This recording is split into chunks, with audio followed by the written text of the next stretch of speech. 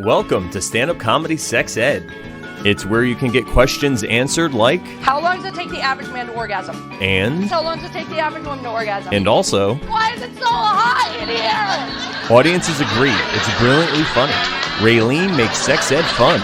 This show is entertaining, factual, and relatable. There's nothing worse than being halfway done with sex and feeling your vagina shut down on you. You've got to see Stand-Up Comedy Sex Ed. I am ready to go do that comedy show. Hey everybody, welcome to the Stand-Up Comedy Sex Ed podcast hosted by Raylene Taskoski and some other guest. And today's guest is Aaron Matthew, and he is a 36-year-old nurse from Sydney, Australia with a background in mental health, currently in the COVID-19 workforce. Thank you for your service. He is a creative dreamer who dabbles in fashion, tattoos, abstract art, a former provider of sexual services, which I will be asking about, environmental advocate, and the oldest of twins. He's an all-you-can-eat buffet of life down under. Hey, welcome to the show, Aaron. Thank you so much. It's so good to be here. Thanks, Raylene. I came across, this is the strangest story. So if you've listened to my podcast before, you know that I have been searching for an adult male who got a circumcision as an adult. And I was online and I saw this crocheted penis that someone had made. And she said, I made this for my friend who just got a circumcision. And I was like, oh my God, can you connect me with him? I am dying to talk about adult male circumcision. And that is how the internet works. And so now I'm speaking to Aaron in Australia about his penis. You sure are.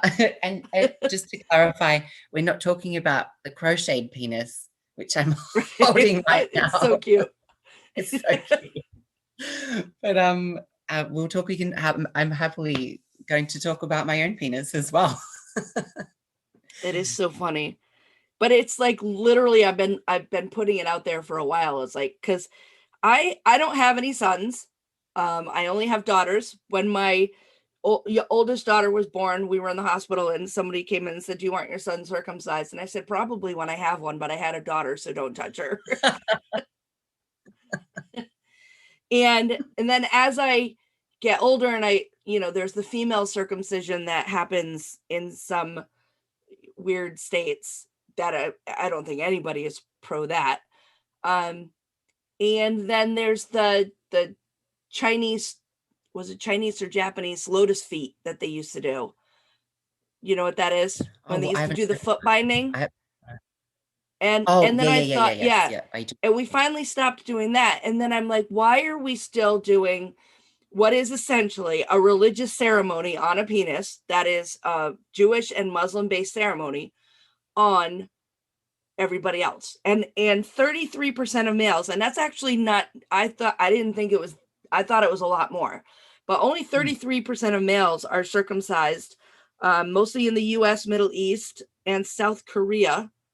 It's less common in Europe. Mm-hmm. And so then I'm just curious about it.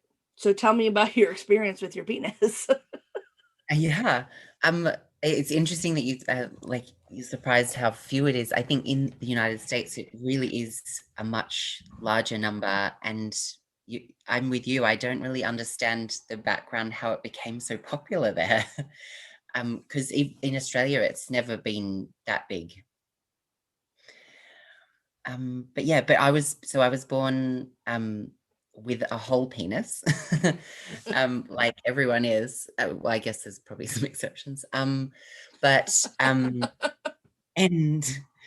yeah, it was, and never had a problem with it. I was not circumcised. My parents didn't decide to be circumcised. My dad is circumcised. Sorry, Dad. That's live now. Interesting. But yeah, but that I guess, but his parents from the UK, and I don't know anything about the background of those kind of, but it often is family-based decision making. Right. Men want their sons' penises to look like their penises. Oh, that's actually you hear that a lot. And there's a pride or something in male to male, like being, I don't know, weird. But so and I've for most of my life it was not a problem. I always had phimosis, which I'm not sure if you know what that is, but it's I guess the elastic of your foreskin is really tight. Yep. It's varying degrees with different people. It's not uncommon. I think 10% of people can have it, of guys can have it, but for me, it wasn't a painful thing at all. Some people have to have that surgery really early because it is painful, etc. And but later in life, like, well, obviously in the last 5 or so years, I just started being bothered by it a bit more, and I can go into that in detail, but yeah, and so I decided to get it cut off. And haven't looked back. It's, I think, what is it? I'll be 4 weeks tomorrow since surgery, post-surgery. Tomorrow's Friday. No, tomorrow's Thursday. We're in a time difference here. So, Yes, I was like, depends on where you are, because tomorrow's Thursday here. okay. Tomorrow's also Thursday here, but not for long. Yeah, but interestingly, like before I did this, like, it wasn't some last minute decision or anything. I'd had plenty of great sex beforehand. I asked partners about it. I asked just friends, like all these, like, it was like an investigative process that I built up the evidence, I guess, in my mind to go through with it, because it's a big deal, I guess. I would imagine. So, I mean, if mutilation of a child without their consent is a big deal, which it is, absolutely, in my mind, and the self-mutilation in a way is similar, but in a lot of ways I've also thought of it as cosmetic surgery. I have a custom penis. Custom. Yeah. Yeah. So, yeah. All right. So with your partners, how many of your, and this is a nosy question, were most of them circumcised or uncircumcised, or was it a fairly decent balance? I think in the past I've probably had, like, if any, a fairly decent balance, but probably more on the side of uncircumcised. But I would ask them about my penis. I'm like, what do you think? Is this like too tight, or like? And people would say, oh, I love your penis. Or they'd be like, oh, maybe get it cut off. No, don't do anything to yourself. Like, the ideas about other people's ideas about it were mostly really forgiving, and like, so in the end, it was just my decision. I was thinking about this earlier. I had a fairly promiscuous time between my 2 marriages, and I've seen a lot of penises, and I've never seen one uncircumcised. No. Oh, really? Yeah.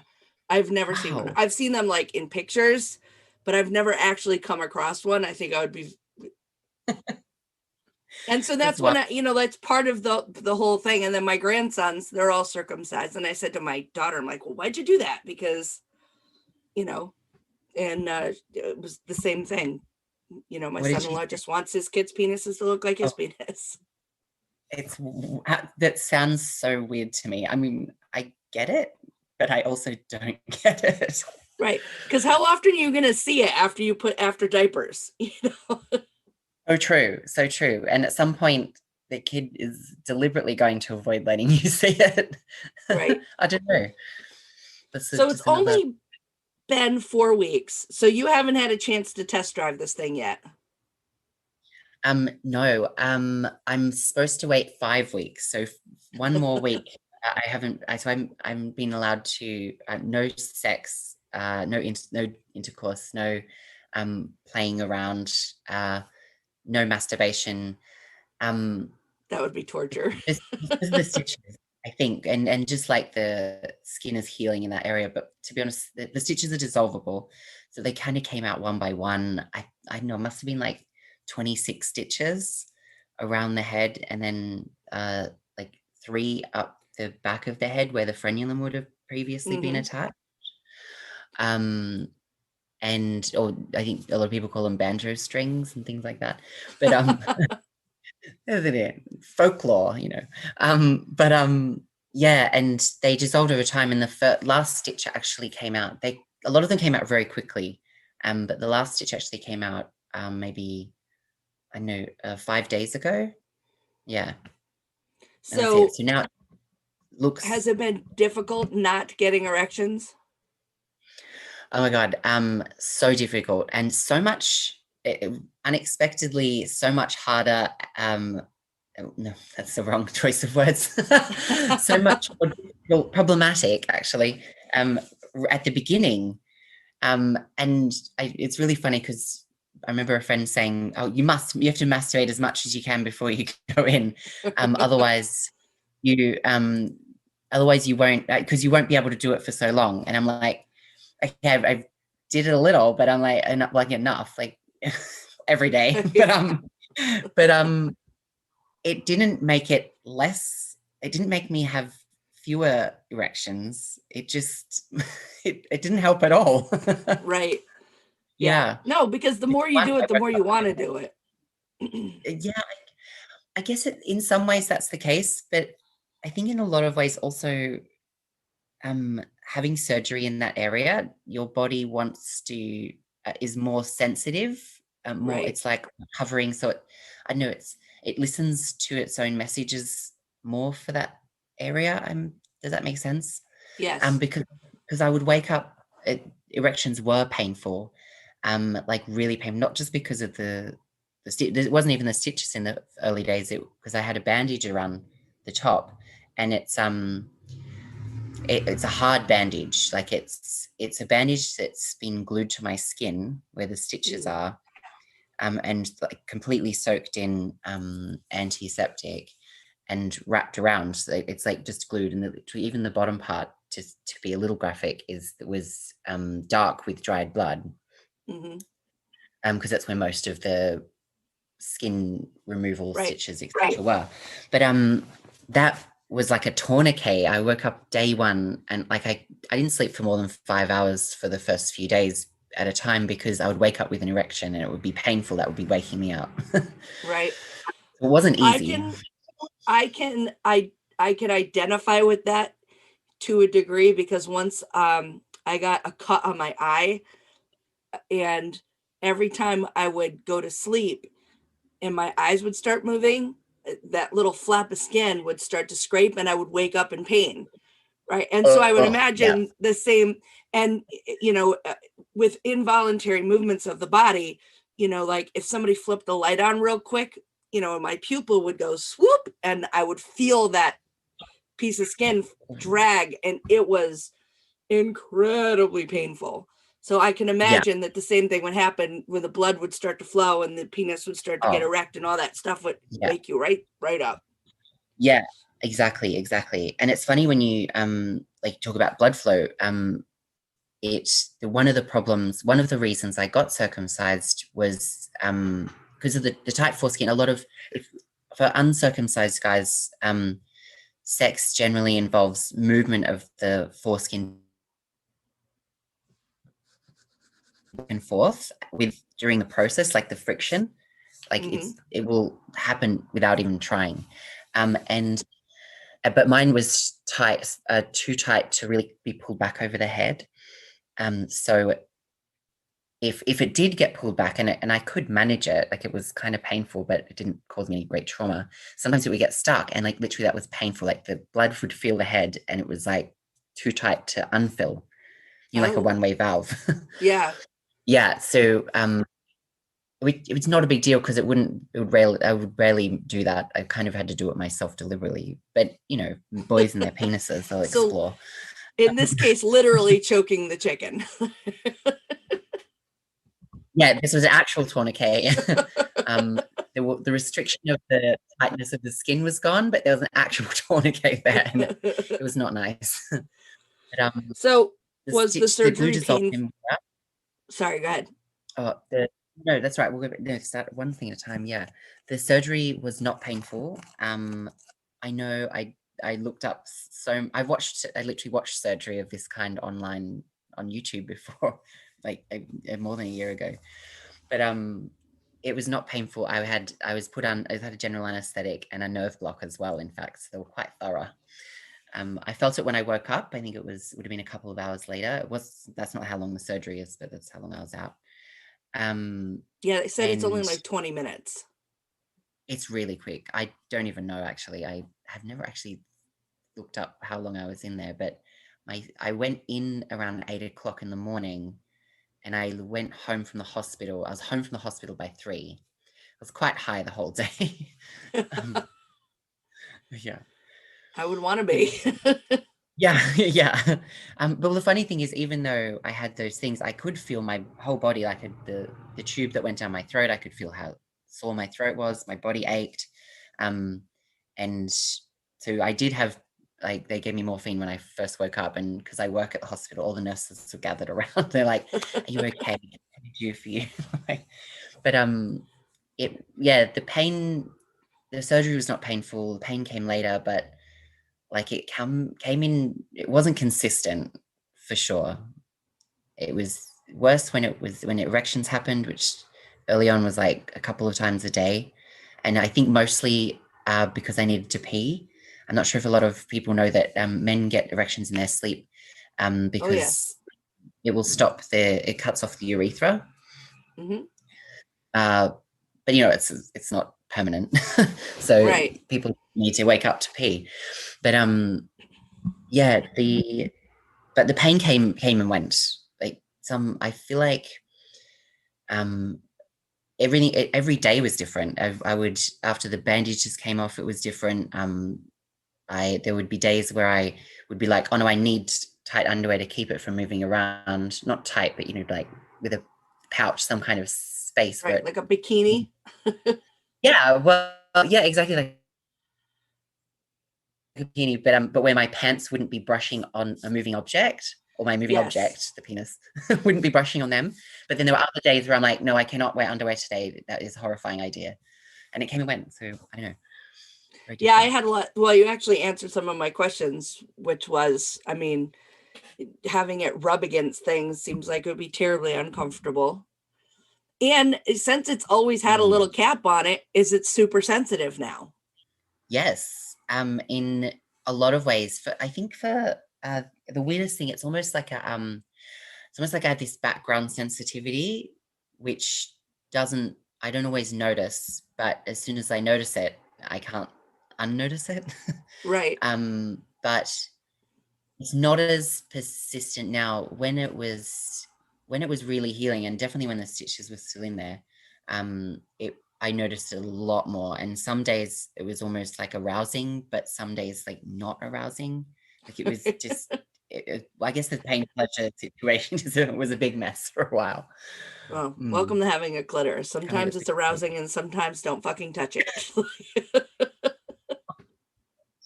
Oh, bless. Thank you. Yeah, that sounds like, I can only imagine, really, but now at least I have an idea.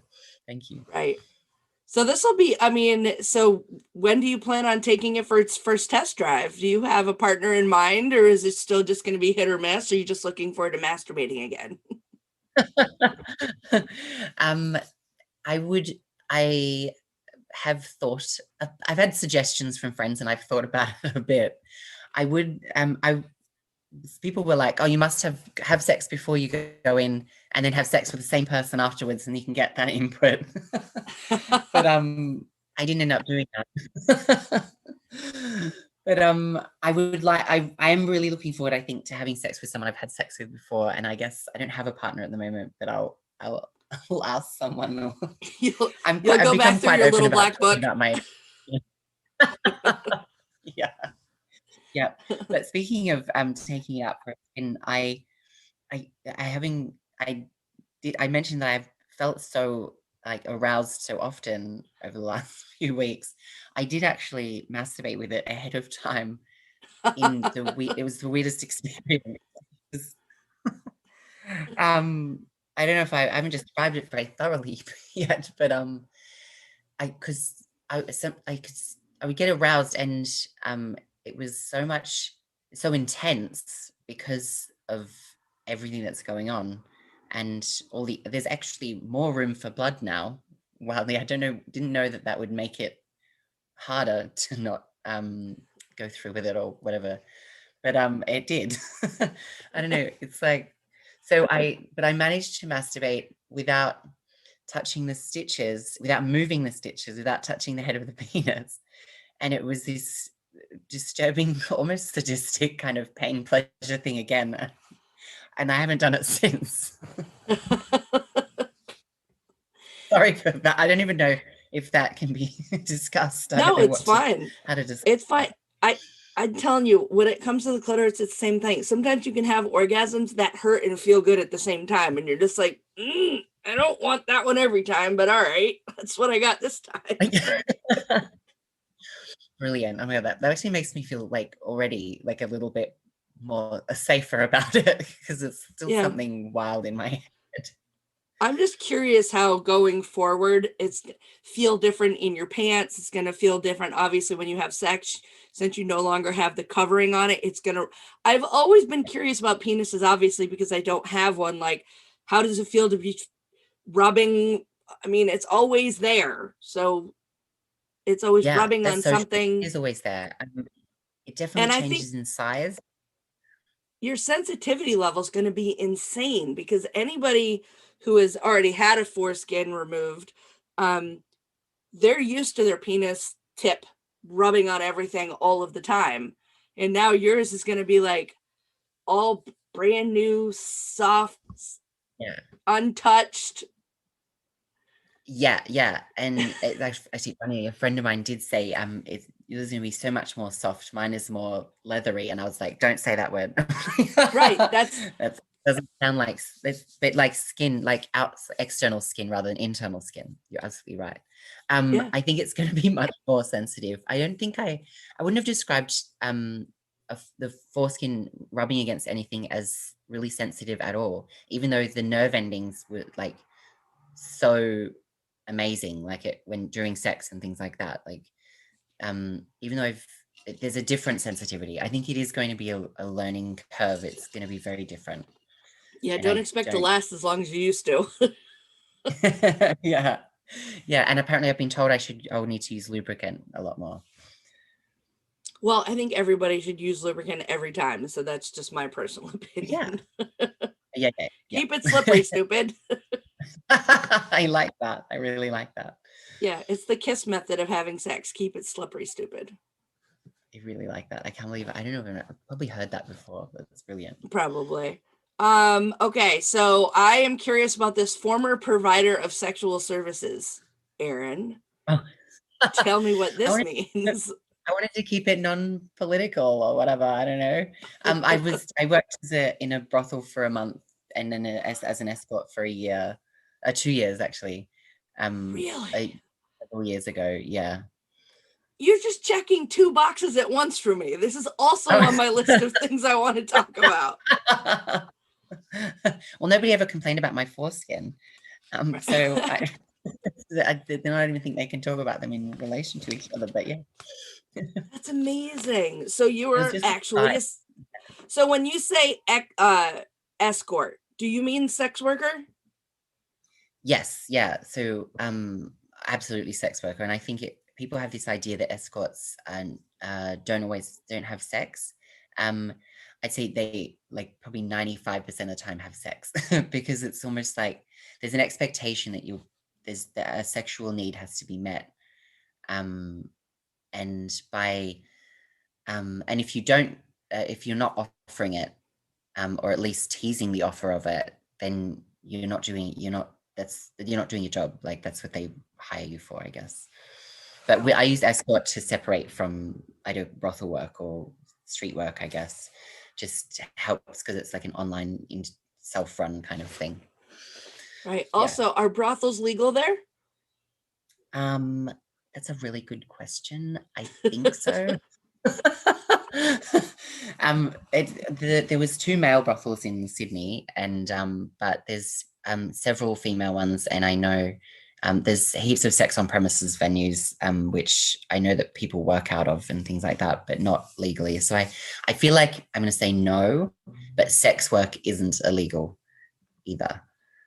Wow. So it's kind of it's a messy very situation. progressive.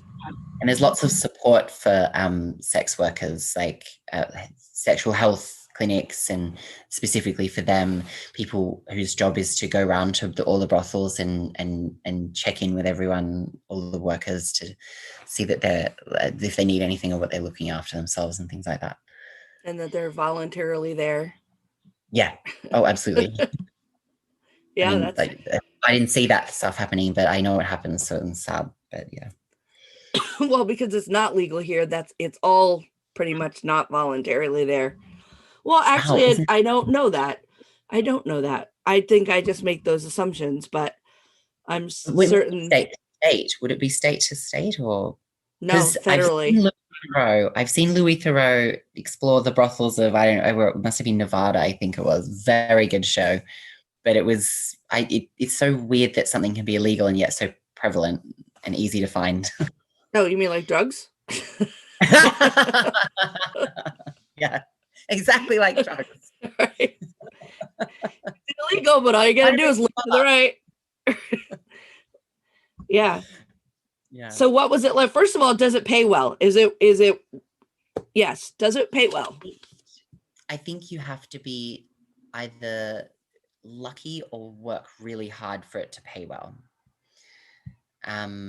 They're my two ideas, and it has been a while ago since but I would in the brothel, actually it was easier, even though I got like I think 30% of my income went to the brothel. It was easier to make money because there's just like a whole regular client base kind of system, and they're all very loyal and things like that. And I would make like $1,000 a week at that time. Yeah, that's I definitely nothing to sneeze at. What would that? That's like, would that be like $600 American? Oh, that's right. Yeah, probably. But I mean, ago. It wasn't like a 9 to 5, 40-hour a week job, was it? Oh no. I guess that would have been. Probably it's only like 6 hours a day. And if sometimes I'd go home early because it would be so popular. Yeah, I would have done 3 hours work is enough. Like, okay. So is there a stigma after the fact of having worked in brothels or being a sex worker or an escort? Or people be like, I don't want to date you because no, sex work is a great word to use, I think. Not in my group of friends, my community, I think, and in the general, not just queer, but the queer friendly community. Like if you look at an advert, a housing advert, like for housemates or something, almost all the inner west, which is in a more, I guess, bohemian area, even the inner city, like different certain areas, mostly where gay people and queer people are more prevalent.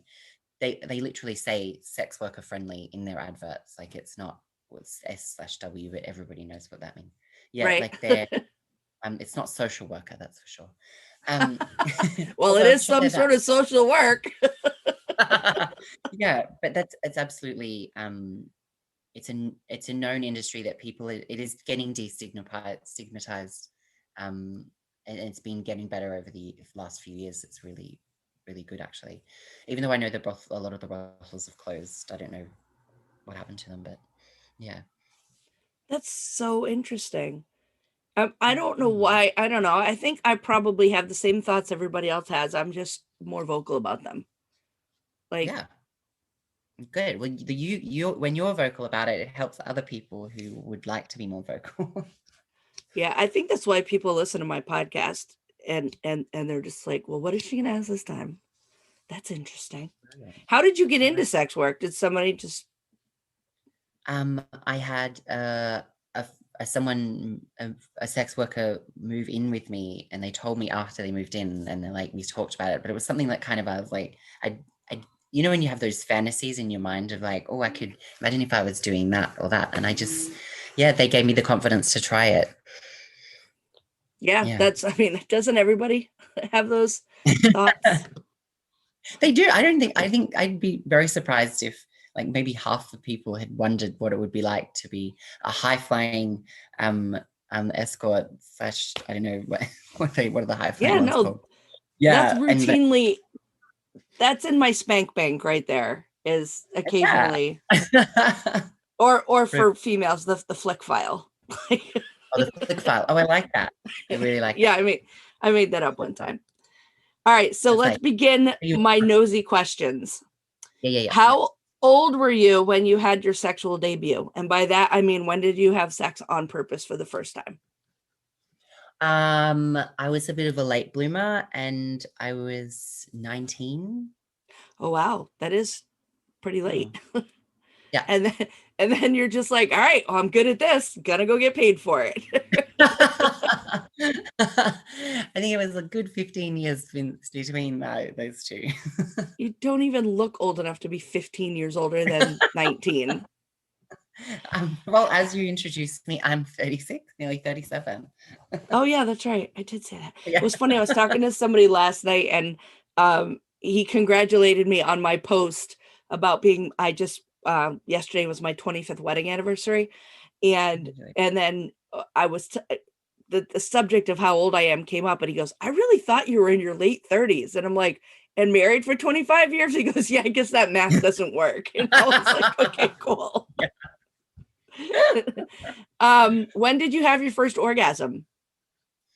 First orgasm. That's a good question. Gosh, I might maybe when I was 11 or 12. Yeah. That's reasonable. Yeah. I like that question because I think it's important for people to know that there's a huge age range between when people had their first orgasms and also when they had sex for the first time. And I feel like if in a sex ed class, if they could put those statistics that says percentages, there's always going to be like a bell curve, because if you're talking to teenagers, and I've said this on my podcast before, I lost my virginity at 13 because I thought everybody was having sex. So I just went and had sex. Right. And then I found out that I was the only one who had sex. And then I was like, ugh. So if in sex ed classes, they could show a bell curve of the number of people who are having sex and what age they have sex, then a kid can say, you know what, most people are waiting till 17. I'll wait till 17. Or if they had already had sex, they'll be like, well, at least I'm not the only one who's had sex. Right. Yeah, precisely. It's wild that people take on board assumptions so readily. Right. Like they're like, oh, I'm gonna assume based on like the kids in my class at school that this is going on. So I'm just gonna go for it and do 10 times that. Well, I desperately wanted to be cool. I wanted to be accepted, and everybody else was having sex. I should have sex. And obviously that's not how that worked. Did not make me cool. Well, it's like we were saying, what were we saying about like, you know, the dad wants their son's penis to look like their penis. It's like it's in some way, a lot of ways, it's a cultural thing that leads to sex too. Like I grew up in the bush, in the country. A lot of people think everybody's having sex a lot earlier because we're just, I don't know, running around fields or something. Watching the animals do it. Yeah. Actually, sorry, that's actually much more relevant. But I'd say actually we're much later, maybe because we have a better understanding of it earlier on, or it's not something as what is it, as mystical. So it's not, but then we're also exposed to far fewer options, I guess, to have sex. So maybe that's part of it. I don't know. Everywhere's so different. Okay, when or what was your best orgasm? Do you have a best orgasm? I have a best orgasm. I definitely have some really good ones. And it wasn't your last one. No. I mean, I don't know how to categorize that one yet. God, I don't even know where my best orgasm would have been. I haven't been having a lot of sex lately, so it hasn't been on my mind. I've had like an orgasm underwater. That was amazing. Like that's pretty cool. That's interesting. Like honestly, I know. Yeah. I only just learned you can buy lubricant for underwater. It's wild. But You mean silicone lubricant? yeah, okay, right. That would work. Yeah, right. But I don't know where my best orgasm would have been. I had some amazing times on like beaches and like I've had some great sex over the years and I'm There you really go. Great sex. happy. When was the worst sex? Okay. Oh my God, this might even bring us back to our original topic. But I remember and everybody does these mistakes in their youth. And again, I'm not saying I'm old, but in my early 20s, I remember like I really liked this guy so much. And we'd hooked up once before, and we were out this one night, and everybody was like, "Oh yeah, look, we're all getting in this taxi home. It's like a big taxi." And I'm like, "Oh yeah, we're gonna hook up again," because the vibe was there and all of that.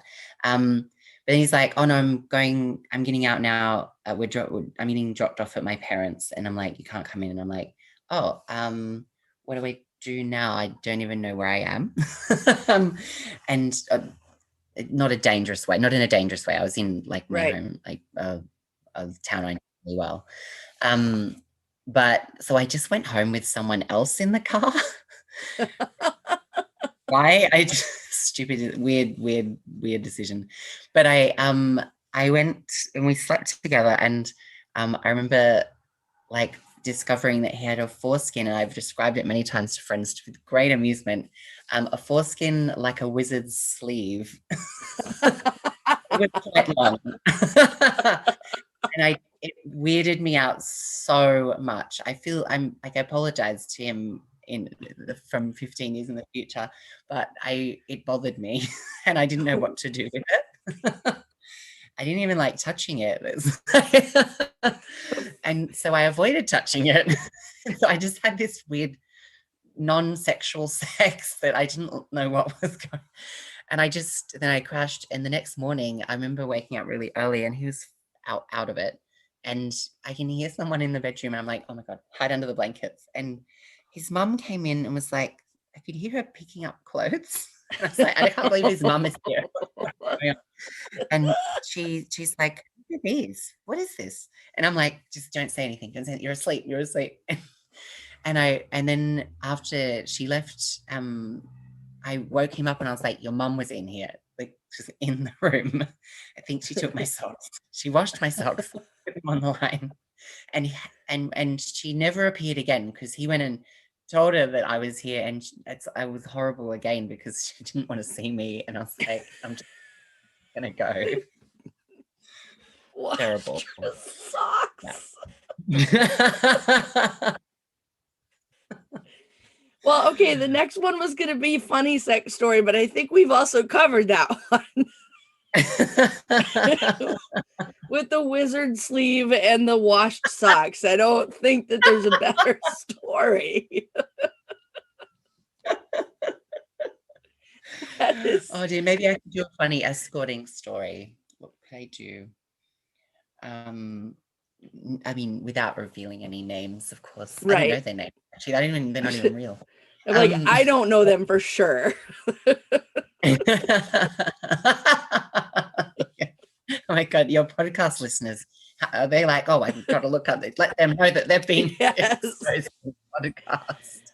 I've had some people come on anonymously, and I had one, because I told you I don't edit these a lot. I had one woman come on and out her ex-husband's current wife as having herpes, and I had to whoop that one. I cut out. That is not our business to be outing anybody else's issues.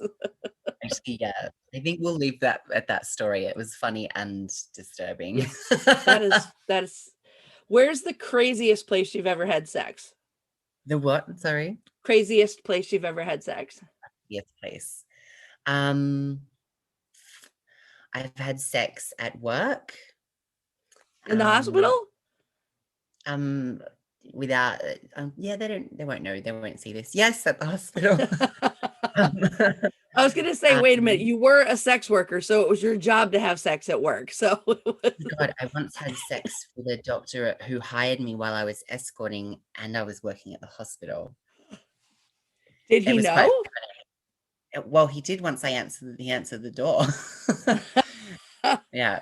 But it was actually so amazing that I literally only charged him for an hour and we had 4 hours of fun. And then you would like see him in the halls at work? Yeah, and it was actually terrible. He was really immature about that, but he did. Oh. He came around after a few months, so I'm proud of him for growing. That's So I was good. fine with it. Where at work? Like one of those At work, closets? in bathrooms actually, which always Oh, it doesn't bathrooms. surprise So me, you've I done it don't know more than why once. you choose that. Oh yes, I have done it more than once. Yeah. I've also left work and to have sex in my break multiple times. Wow. Yeah. That's fun. What's your Mm. favorite time of day to have sex? Do you have a favorite time of day and what is it? Oh, that's a really good question. Um, I think my favorite time of day would definitely be like in the daytime. There's something really magical, like a little bit risque, a little bit daring about being able to see everything, I think.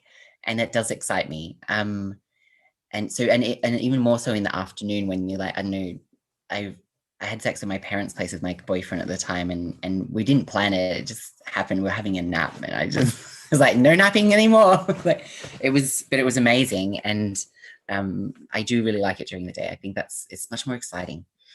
I also love it during the day. And when COVID happened and my husband was working from home, we were having a lot more sex because we were both home during the day.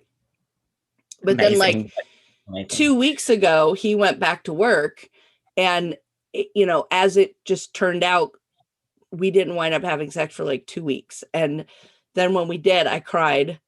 And he was like, "What?" And I'm like, "I missed you so much." Oh wow. That's amazing. Like I you went just roles. yeah. So we started the afternoon. I just like afternoons so much better.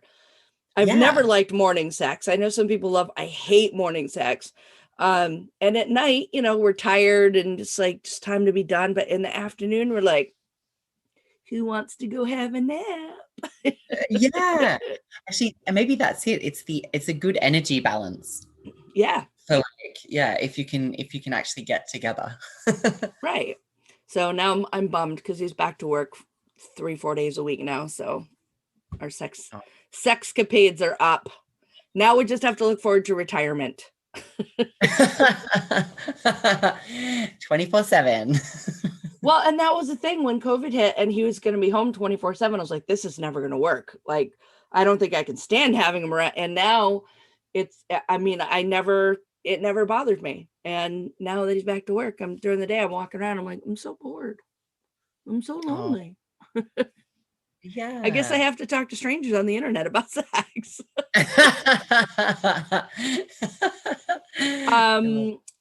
This one's weird for me because I mean, it's obvious that you're gay, and I don't know that there's a ton of positions that you can have. But do you have a favorite position? Or maybe you have a lot more positions than I could possibly imagine. No, you would be surprised. I think what would be my favorite position? I mean, there's lots of good positions. But you know what's funny is I really enjoy. It's almost like forming a knot, but still having sex. Oh, Yeah, because it's like you can create more pressure between your bodies and the tightness and I don't know what I have heard people say that sex between people of like the same gender or different genders when there's females involved can be like sometimes it's really soft and amazing and sometimes it's the same with men but it's also, I think, so it's like it's ecstasy, this electricity, because with the more skin contact you have, the better. And I love that. So I kind of go with a I would like, I'd have one leg kind of folded and one leg wrapping around them at the same time as like penetrating them or being penetrated. And like, yeah, that's It doesn't have it's a name. knot. I'm gonna call it a knot. A knot. Okay. Yeah, I was human thinking knot. rocking chair, but who knows? What's that one? I have heard like a variation of scissors is really good, where it's kind of like being on your side, but you have to split your legs. I don't know. Yeah. Yeah. All right. And do you have, and I don't even know that there's a ton available, but do you have a favorite toy? I do have a couple of toys. I just don't use them that much. Huh. I was in quarantine for 2 weeks when I traveled for work, and I did get some toys, and I got a bad dragon dildo, which I've used like twice. I used to be more of a bottom, and now I'm more of a top, and so I just kind of. But I wanted to have one in quarantine with me. But at the same time, I bought a flashlight, Oh yeah. and I think that's my new favorite toy. Um, Yeah, you know what a flashlight is. yes. I just I just had a really good question and it flipped right out of my brain. Not bottoming and then topping. Yes. Have you heard of siding? No. What is it? Yeah, it's just basically it's guys that don't actually have penetrative sex and they're just in relationships. They're gay, but they don't actually have penetrative sex. So they're neither a top nor a bottom, they're just sides. I like that. I really like that. I had a guy on my show. Yeah, go on. He's a doctor, he's a PhD, and he talks about sex. And he came on and just talked all about how you don't have to have penetrative sex to be in a committed sexual relationship with somebody. And I was like, that's cool. But I've talked to a million gay guys and nobody else has ever heard of sides. I've never heard of siding, but I definitely agree with him in that, like, I consider a sexual act, you don't have to be penetrating to have a sexual act or intercourse, in my opinion, at all. Yeah, definitely. I just thought it was curious because I don't think guess, anybody knows. But then I've got in my other podcasts, I've got a guy and he's gay and he's like, absolutely not. I will be penetrated. And I was like, okay.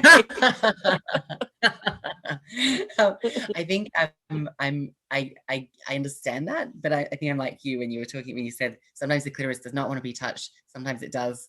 That is completely me to a T. Yes, it's like an angry bird. I don't know where I came up with that. It was stupid. That might be one of those things I cut out. Like, that was dumb. Just... You do you. That's fine. All right. Is there anything else that you want to tell me about your penis, your love life, or anything else you want to share? I you know what I can think. Let me think. I've really enjoyed this whole time going through a circumcision, and like in Australia, I had to wait a year, and with COVID, it was actually a year and 2 months, because all elective surgeries are that long in the public system. So, and so no, it didn't cost me anything, not a cent. Oh, that's good. But I've really learned a lot about, and really it's helped me open up about my not even sexuality but masculinity, because I've had so many wonderful conversations with friends and even like strangers, like not like out there like slapping my crocheted dick in their face, but it comes up a weird number of times. Like people are like, oh, are you okay because you made this face? And I'm like, no, I'm just in pain, I just had surgery. And I'm like, if I trust them, or if they are someone I kind of know, I'll be like, yeah, sure, it doesn't bother me to tell you that's what it was. But yeah, and it's amazing. It has been a really nice time and space to explore masculinity, because it doesn't matter if you have a foreskin or not, or what your parents think or what you need, or well, you should do what you need or want. And it's been really nice having these conversations. My friends, like, it's not a term, it's a term I thought I coined, but I Googled it and it doesn't mean what I thought it meant. But I had a divorce skin party. Oh, So I had the idea when I was talking to my friend about having a party, and his partner was there, and who is a marriage celebrant, and he was like, we should have a ceremony. And I was like, what? We are absolutely doing this. It's a divorce skin. I'm divorcing my foreskin. that's amazing. And we had this incredible party, and that's where my friend gave me the crocheted penis, which her 5-year-old niece, her mum and her sister helped crochet it. Her 5-year-old niece was stuffing it, but she was told it was a rabbit. So Yes. But Oh, you know what? I'm gonna put yeah. when I do the picture for this, I'm gonna put that in there too. We've got to people have got to see this lovely thing. It is adorable. But yeah, and so I had this party, and it was like everybody was free to talk about their body parts without exposing them, without being intrusive. It was a really wonderful space, and my heart was so full. I had a friend of mine who made me, I have these earrings, and I said, can I have your banana peeled earrings? And she said, do you want me to, within 5 minutes, she said, do you want to have a penis coming out of the banana peel? And I was like, absolutely, yes. That's amazing. You only get 2 penises in life. You may as well celebrate. Exactly. But yeah, and then she wore a stocking bodysuit, nothing else. And she had a stocking penis with like knitted pubic hair and balls. Like, it was just this wild graphic thing that she threw around. She lived her penis life, and it was such a good party. Like, it really was a wholesome experience. And I think going through these kind of things there's no reason you should be hiding anything, because you're again missing an opportunity for like just sharing and growth. It's so wonderful. I on this conversation of masculinity, I just want to tell you that your headshot / your Facebook picture does not look or sound like you. Really? Like, oh, okay. Sorry. In that picture, I really was expecting like a deep voice dude. Like, I was completely shocked when you first popped in. So I think it's the look, the position, the black and white. I mean, it says, oh yeah, dude. Well, you're right. Actually, it does scream masculinity. Maybe that's why I've been vibing my masculinity lately. I really want to slam it down people's throats. And they can choke on your foreskin. Oh dear. I love that. Thank you for the feedback.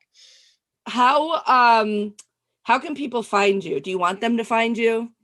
Yeah, I don't mind if people want to find me, and they can send me messages, or on Instagram probably is the best, because it's my most, I guess, I feel like it's the public sharing space. I don't use Facebook that much, and things like that. But yeah, my Instagram is Aaron by nature, AARON by nature, all one word. Yeah, that's I'm me. gonna add you right now. Yeah, well, in a second. Right now, I'm trying to do a podcast. With spaces or just all one word? Yeah. Okay. Well, let's see if it'll figure it out, since I put spaces because I'm old. Well, there you are. Yep. I swear to God, that it doesn't look like you at all. You're actually much more handsome in person. Oh, thank you so honestly much. Yeah, I mean, you look good in that picture. You just don't look like you. Yeah, I think I completely agree. Pictures do not, it's like getting a text message and assuming like you learning something about it. There's no nuance. Right. There's more nuance in pictures, but yeah, I completely agree. I actually have been thinking of a new one that I might pop up soon.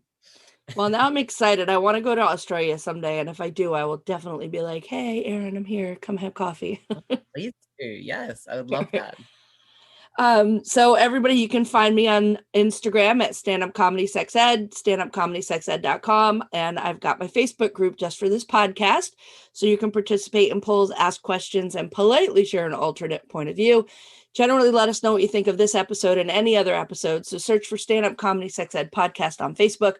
Please subscribe to the podcast and share. If you can figure out how to leave a comment, go ahead. I still haven't figured out how to do it, but I appreciate everybody continuing to listen, even though I haven't posted an episode in 5 or 6 weeks. I'm still getting between 50 and 100 listens a day. So that feels good.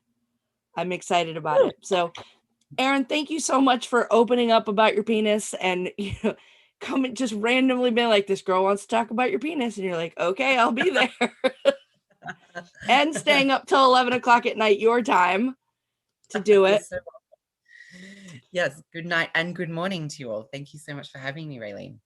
Yes. And I'm actually going to drop this tonight because I usually drop them Wednesday, 6 a.m. So I think I'll just drop it now. I'll just edit it and put it out there.